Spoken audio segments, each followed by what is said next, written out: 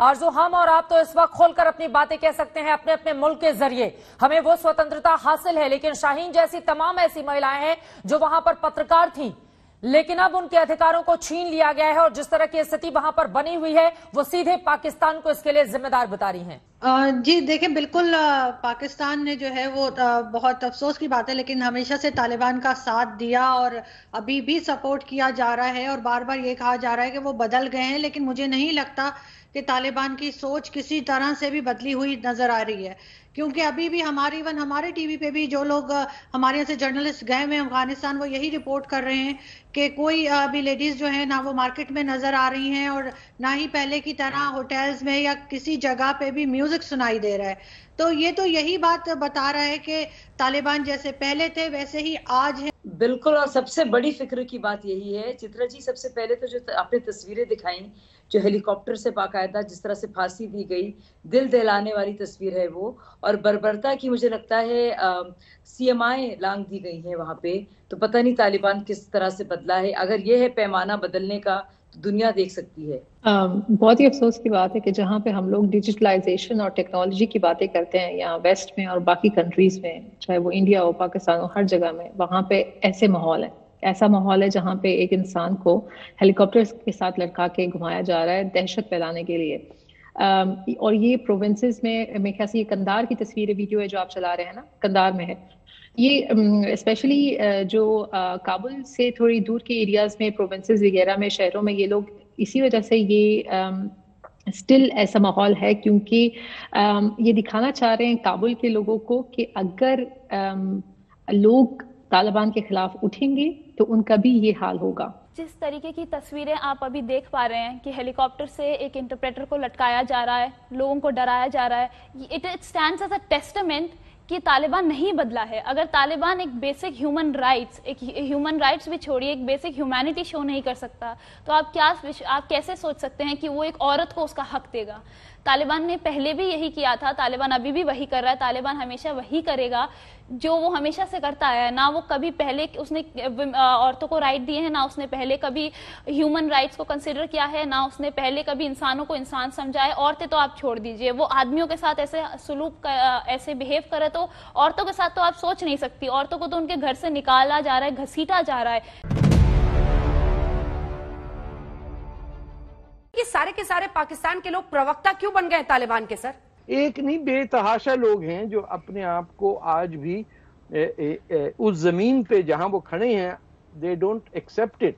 वो अपने आप को अरब या तुर्क या अफगानी उससे समझते हैं, इनके नामों से पता चल जाता है, सैयद हैं या कुरैशी हैं या तुर्की हैं, जो भी है, they do not consider themselves कि ये उसी जमीन के मालिक हैं।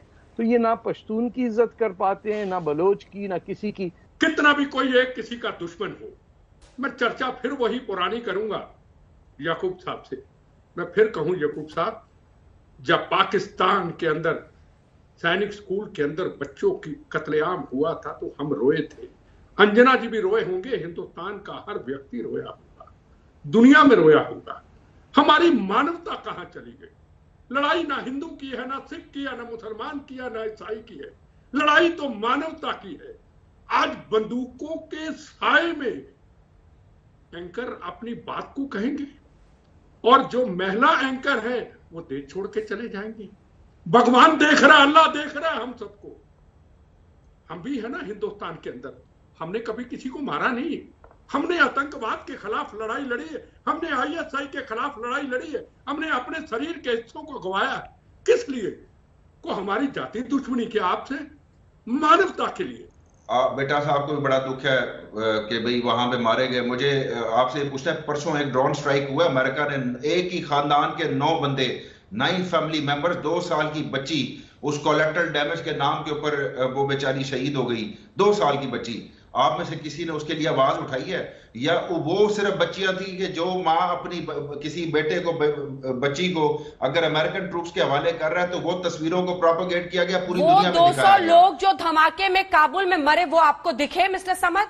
वो ज्यादातर अमेरिकन फायरिंग से भी मरे और वो तालिबान ने नहीं मारे, वो मारे न्यूज, दाइश ने। आप अपना न्यूज कंज्यूम कहां से करते हैं? मतलब कौन से फर्जीवाड़े चला रखे हैं आपने?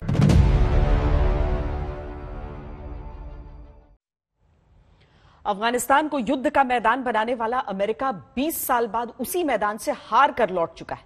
यह सुनकर अमेरिका को अच्छा तो नहीं लग रहा होगा, लेकिन सच तो सच होता है, चाहे जितना मर्जी कड़वा क्यों न हो। और अमेरिका ने बेइज्जती के जहर से भरे इस प्याले को अपने लिए खुद चुना है, क्योंकि अफगानिस्तान में तालिबान से हार तो अमेरिका बहुत पहले मान चुका था। आज अमेरिका ने अपनी हार को स्वीकार कर लिया। अमेरिका ने अपनी सबसे लंबी जंग से पांव पीछे खींच लिए। वो 31 अगस्त की तय डेडलाइन से पहले ही अफगानिस्तान से निकल गया। कहते हैं कि एक तस्वीर 1000 शब्दों के बराबर होती है।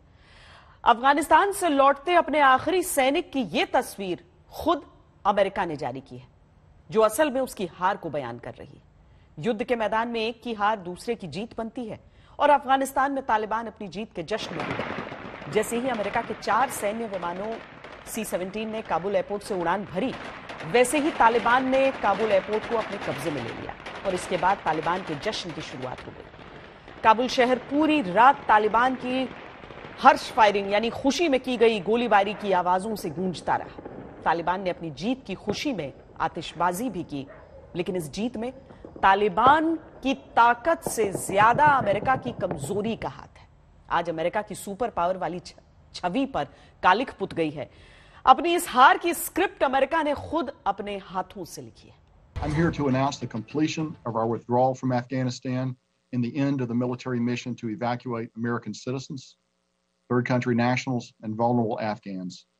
The last C-17 lifted off from Hamid Karzai International Airport on August 30th this afternoon at 3:29 p.m. East Coast time. And the last manned aircraft is now clearing the airspace above Afghanistan.